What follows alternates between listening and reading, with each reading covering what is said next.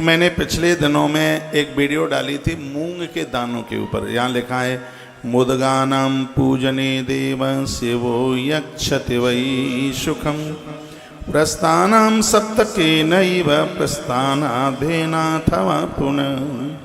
मूंग के द्वारा पूजन करने से शिवजी उत्तम सुख प्रदान कर देते हैं। उत्तम, तो आप मूंग के द्वारा भी भगवान शिव की पूजा कर सकते हैं। इसमें वर्णन किया गया, यह करने के बाद 11 ब्राह्मणों को भोजन जरूर कराइए। यह अनुष्ठान तब पूरा होता है। यह करने के बाद में 11 ब्राह्मणों को भोजन कराएं। लिखा है ब्राह्मणाश तथा भोज्या रुद्र संख्या प्रमाणता। अब इसमें 11 नहीं लिखा है, इसमें लिखा है रुद्र संख्या प्रमाणता। तो रुद्रों की संख्या कितनी है? बस यही तो व्याकरण पढ़ने का आनंद है, तभी कथा आगे बढ़ेगी। बिना व्याकरण के कथा में कुछ भी आनंद नहीं है। इसमें लिख दिया है ब्राह्मणाश तथा भोजा रुद्र संख्या प्रमाणता है। ये करने के बाद ब्राह्मणों का भोजन होना चाहिए। कितने ब्राह्मणों का भोजन होना चाहिए? रुद्र संख्या प्रमाणता। रुद्रों की संख्या कितनी है? रुद्रों की संख्या है 11 रुद्र हैं, 11 रुद्र हैं। तो ये ग्रंथ कहता है कि 11 ब्राह्मणों को भोजन कराइए। 11 ब्राह्मण को। शंकर जी का कोई भी अनुष्ठान है उसमें विधान 11 ब्राह्मणों को ही जमाने का है, क्योंकि रुद्रों की संख्या 11 है। तो 11 ब्राह्मणों को आप भोजन करा दें और भगवान शिव की कृपा, धर्म अर्थ काम की वृद्धि होगी, मोक्ष मिलेगा। इसमें कोई संशय वाली इसमें बात नहीं है। वर्णन किया गया है कि सरसों का दाना, राई के दाने से भी भगवान की पूजा होती है। 160 तोले में इसमें वर्णन किया गया है 1 लाख राई के दाने हो जाते हैं। अब 160 तोले का किलो बना लेना, कितना बनेगा उतना। 160 तोले में 1 लाख राई के दाने हो जाते हैं।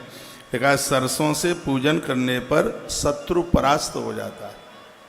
सरसों के दाने से पूजन करने पर शत्रु बिल्कुल परास्त हो जाता है। अरहर या समी के पत्तों से भगवान शंकर की पूजा करें। इससे अनेक अनेक प्रकार की बाधाएं दूर हो जाती हैं। श्लोक नंबर 58 नंबर लिखा है, वर्णन किया गया है मरीचि संभवा पूजा शत्रु नाश करी स्मृता। काली मिर्च, सरसों यानी राई, इनसे शत्रु की को भावना है उसका नाश होता है। आड़ की नाम दलशैवा, आड़ की अरहर, अरहर के फूलों से भी भगवान शंकर की पूजा करें तो नाना सुख करी, तमाम प्रकार के सुख चल करके आ जाते हैं। इसमें कोई संशय वाली बात नहीं। लक्ष्मानम तो पुष्पाणाम शृणु प्रत्ता मुनीश्वरा। 1 लाख फूलों से भगवान महादेव की जो पूजा करेगा, भगवान शंकर उसके भंडार भर देंगे, उसके ऊपर बहुत प्रसन्न हो जाएंगे। 1 लाख पुष्प से भी भगवान की पूजा करने का विधान बताया गया है। और फिर चमेली के फूलों से भी भगवान की पूजा, कमल के फूलों से भगवान की पूजा, सरसों के फूल से भगवान की पूजा, कनेर के फूलों से भगवान की पूजा है, मल्लिका के पुष्पों से भगवान की पूजा और तिल के पुष्पों से भगवान की पूजा की जाती है। तो इससे भगवान भोलेनाथ अति प्रसन्न हो जाते हैं। तो यदि हो जाए तो ये जरूर कर लीजिएगा। लिखा है महापातकजम दुखम तत्क्षणान नश्यन्ति ध्रुवम। भगवान महादेव घोर से घोर, बड़े से बड़े महापातकों को, बड़े से बड़े पापों को दूर कर देते हैं। शंकर प्रसन्न हो जाएं तो किस प्रकार की कमी रह सकती है।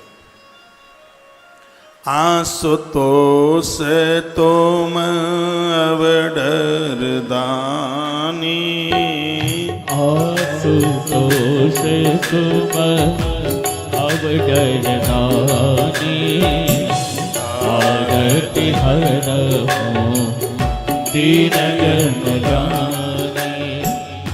आशुतोष तुम अवडर दानी, आरति हरहु दीन जन जानी। आशुतोष तुमय अवरदाई आरत हरहु दीन जनजानी। बोले भक्तवत्सल भगवान की जय हो। समीपत्रयी तथा मुक्ति प्राप्यते पुरुषेण चह। समी के पत्तों से भगवान शिव को आप पूजेंगे तो यह कष्टों को निवारण करने वाला है, घर के दोषों को समाप्त करता है। समी के पत्तों से भगवान बहुत प्रसन्न होते हैं। मल्लिका कुसुमई दत्तई श्रियम शुभतराम सेवा।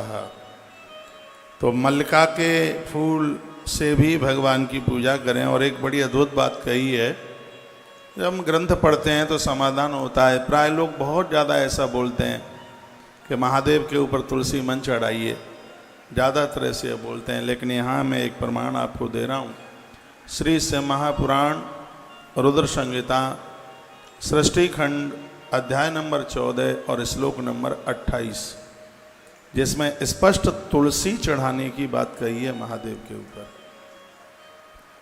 कैमरा लगा सकते हैं इधर लाके, यहाँ मेरे ग्रंथ पर देखिए, इसमें लिखा है भुक्ति मुक्ति फलम तस्य तुलस्या पूजयेद यदि। इसमें वर्णन है कि यदि महादेव के ऊपर भगत तुलसी चढ़ावेगा तो संसार की सभी वस्तुएं और दुनिया छोड़ने के बाद भगवान शंकर उसे मुक्ति जरूर दे देंगे। इतनी बड़ी महिमा है।